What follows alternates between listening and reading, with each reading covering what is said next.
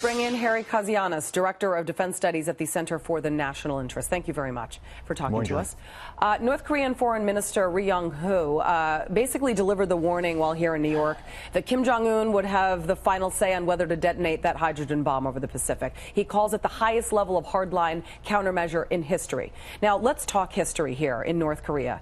So far, they have conducted 6 nuclear tests. All of them have been underground, never beyond its own borders. First of all, can they pull this off? Julie, I think they can pull it off. The question is, what happens if they do? Because keep in mind, if you're talking about launching an ICBM, putting a hydrogen bomb on it, and then lobbing it into the South Pacific, that's a huge geographic area. But we have to presume, if you just pull a map out, that missile would have to probably go over Japan. It could potentially even go over Guam. It would go over a lot of space. The danger of something going wrong is immense. Keep in mind, the North Koreans have not perfected this technology yet. There's a high probability that there could be an error, a tracking error. There's so many different problems that can happen. And then imagine if that missile went down over South Korea or Japan armed with a hydrogen bomb. That is the most dangerous and escalatory thing the North Koreans can do. Yeah, and just to put in perspective what a hydrogen bomb is, there's the atomic bomb, which is the bomb that we the U.S. dropped over Hiroshima. The hydrogen bomb, basically, you're looking at 10 tons versus 10,000 kilotons. The magnitude effect of this would be devastating for our environment if it were to actually fall into the Pacific. But instead of letting his foreign minister do the crazy talk for him, Kim actually came out, had his own direct words for President Trump, which actually led all of us to Webster Dictionary, because he called Trump a mentally deranged dotard who is unfit to hold the prerogative of supreme command of a country. Now, it's interesting because shortly after Kim's statement, Twitter tossed the question to Merriam-Webster asking for dotard's definition. And then Webster tweeted, Kim Jong-un calls Trump a mentally deranged U.S. dotard. Searches for dotard are high as a kite. Okay, so if you haven't looked it up, I have for you. And here's the definition of a dotard. It's a person in his or her dotage.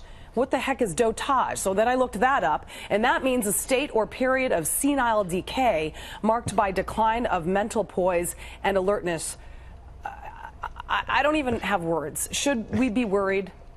I think we have to. I mean, what I'm really nervous about here, Julie, is we're descending into really uncharted waters with North Korea.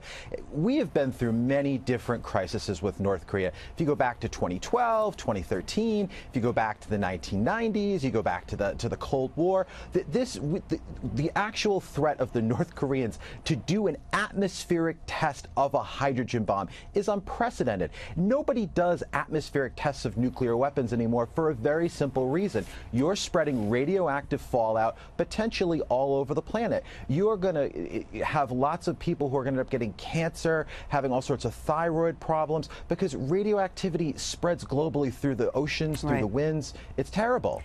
It's no shocker North Korea is responding this way. We could have all predicted this one, considering President Trump this week threatened to destroy North Korea if provoked. But to that, Kim responded to Trump's remarks saying this, that Trump convinced me rather than frightening or stopping me that the path I chose is correct and that it is the one I have to follow to the last.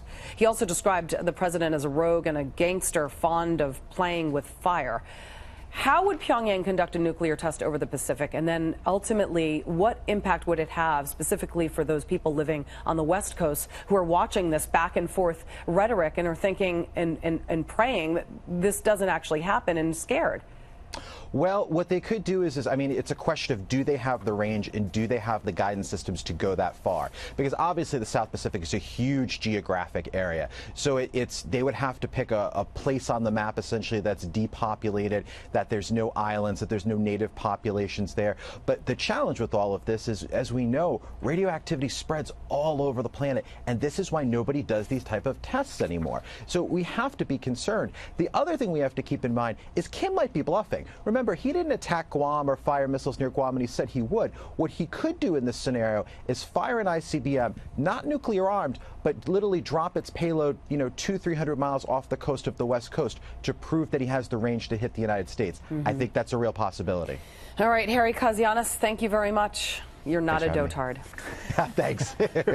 John, you on the other hand, well, that's up for debate. The jury is still out on that. Thanks for teaching me a new word. You're Julie welcome. and Kim Jong-un. You're welcome, teacher Julie.